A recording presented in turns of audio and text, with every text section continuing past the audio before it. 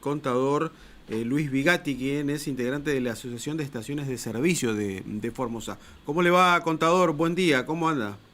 Buen día. Y aquí estamos bien trabajando. Bueno, la noticia, la convocatoria para charlar con usted era porque nos había llegado la información que en Formosa no hay gasoil. ¿Es esto cierto? Bueno, mire, tenemos un problema de restricción de oferta y de aumento de la demanda y vamos a explicarlo. Uh-huh. Restricción de oferta en el sentido de que la bajante del río Paraná, que ustedes lo tienen ahí a la vista, Sí, sí, presente. es histórica y sin precedente en cuanto a la magnitud. Esto invalidó la posibilidad que lleguen las barcazas a la planta Barranqueras, de donde se abastece todo el noreste argentino. Uh-huh. Y en la práctica eso significa que un camión que recorría 10 kilómetros de Barranquera a Resistencia para abastecer una estación, ahora tiene que sumarle a esos 10 kilómetros más de 1.600 kilómetros entre ida y vuelta a San Lorenzo. Esto sucede también en una situación que a mediano plazo también serviría, digamos, como freno a la oferta. ¿Y a qué me refiero? Al conflicto que hay en Ucrania, que elevó el precio del petróleo, o sea, la materia prima, a más de $100, entre 100 y más de $100, es decir, al doble de lo que estaba.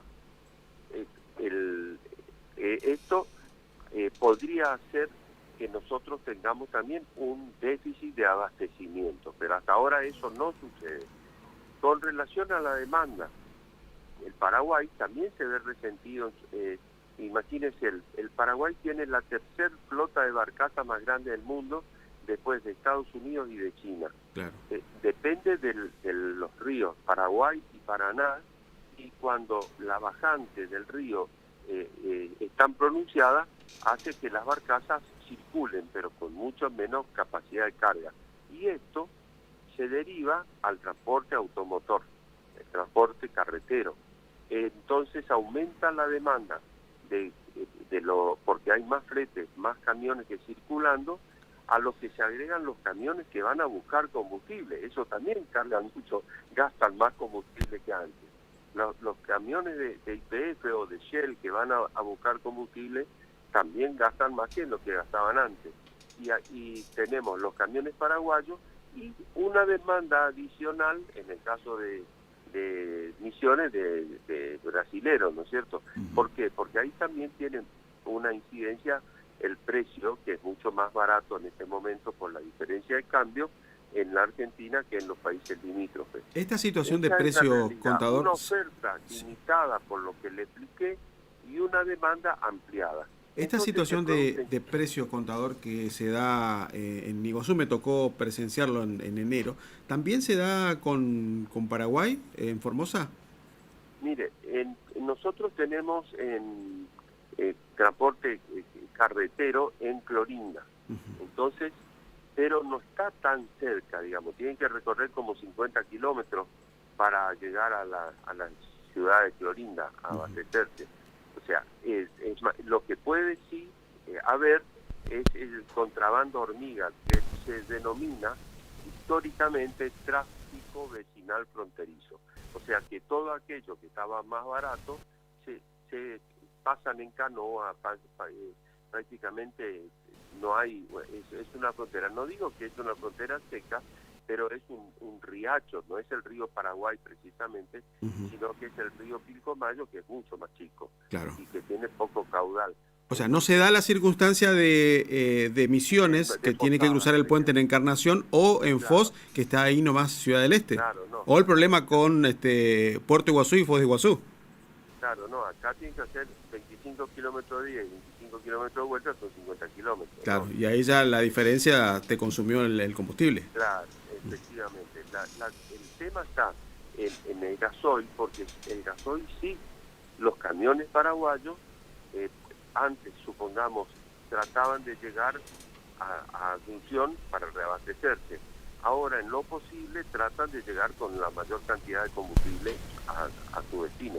¿Por qué? Porque es más barato el combustible que compran en la Argentina que el de Paraguay. Pero son camiones que, que han sido históricas y tradicionalmente clientes de las estaciones de servicio. No precisamente la de Clorinda, sino la de Formosa al sur.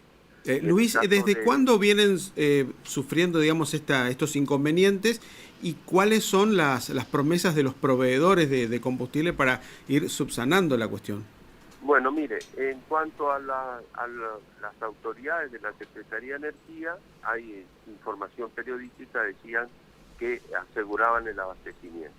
Estamos hablando de un abastecimiento de una oferta normal, pero evidentemente ellos cuando hablan de la Argentina, no están hablando específicamente de nuestra zona, que es la más perjudicada y que no tiene alternativa, ¿no? Tiene sí o sí, con esa bajante del río se multiplicó la cantidad de kilómetros a recorrer por los camiones. Una pregunta saliendo un poco de la cuestión de combustible y que usted lo ha tocado así al pasar, respecto a que Paraguay tiene la tercera flota mundial de barcazas. Obviamente, y aquí abro un paréntesis, muchos de ellos son capitales argentinos que se fueron de la Argentina por una cuestión impositiva a radicarse en Paraguay. ¿Cómo observan ustedes desde Formosa esta situación que se genera precisamente siendo Argentina un país con mucha tradición de transporte por barcos? Mire, la verdad que nosotros en el Paraguay tienen una baja carga fiscal y no tienen inflación. Las dos cosas que más nos perjudican a nosotros. Pero analizando la situación, fíjate, yo lo invito a que usted reflexione esto. El costo político de la Argentina es carísimo, es elevadísimo. Uno cuando piensa que tiene, por ejemplo, un directorio de una empresa, la empresa de más magnitud es el Estado, ¿no es cierto? Entonces diría, bueno, pero si tenemos déficit tenemos que restringir lo que van a percibir los directores, vamos a tratar de reducir los asesores, los privilegios van a tener que desaparecer. Bueno, a mí me parece que esta es una cuestión fundamental y que normalmente no se analiza, o sea, la gestión. El éxito o de la gestión tiene que ver no solamente con que se sea eficaz, sino eficiente. Eficaz es hacerlo bien, y que sabemos que no lo están haciendo tan bien, pero digamos, no analicemos eso. Sí, la eficiencia es que además que sea económico. Pero si, por ejemplo, en una provincia tenemos 30 diputados, que uno dice, bueno, lo están haciendo por vocación patriótica, pero se acumulan los privilegios, por ejemplo, comparando con un empresario. ¿Qué es el caso mío? Desde los 20 años vine aportando. Cuando yo me jubilo, que cumplo 65 años, en ese momento pagaba 3.500 de aporte y me dieron una jubilación de 1.200. Entonces le dije, debe haber un error. Y entonces usted tiene plata, esto no es para usted, que eso sí, pero evidentemente es para los políticos. Claro. Y mucho más de lo que le dan a alguien que trabajó toda su vida. Y tengo varios colegas que efectivamente en la misma situación, pero eso no queda ahí. Además nosotros tenemos que seguir pagando la jubilación porque seguimos trabajando. Es como un impuesto a trabajar. Y por el otro lado indigna, porque no es que me molesta, realmente indigna, de que el costo de la política sea abusivo, sea un escándalo. Entonces, ese déficit es lo que nos lleva, y por el otro lado tenemos también de que las tasas de interés hacen que el dinero que se crea por los bancos sea un récord mundial en la Argentina. Y ese dinero que no lo pueden prestar porque no hay crédito para la producción a esa tasa de interés vigente, lo utilizan para la especulación con el dólar. Y el Estado Nacional, no digo este gobierno, el anterior y el anterior del anterior, ¿cómo desactiva esa especulación con el dólar? Pagándole, por ejemplo, en las leyes, tasas de interés de usura a los bancos. Es decir, hay un incendio, bueno, trae nafta, vamos a hacerlo más grande. O sea, es ridículo. Totalmente. Ahora, ¿es poco inteligente o es muy corrupto? Cualquiera de las dos razones explican de que esto no se soluciona. Contador, muchísimas gracias por su tiempo, ¿eh? A sus órdenes. Ahí estaba Luis Bigatti, quien es integrante de la Asociación de Estaciones de Servicio de Formosa, contándonos la escasez del combustible de gasoil en Formosa. La noticia era que no se estaba vendiendo, se habían agotado las reservas, pero la explicación del contador Bigatti, bueno, fueron bastante claras, y después hablando un poquito también de la realidad económica del país. ¿Vamos a exteriores otra vez? Vamos. Ahí está nuestro compañero Frenkie Acevedo. Te escuchamos y te vemos también seguramente, Frenkie.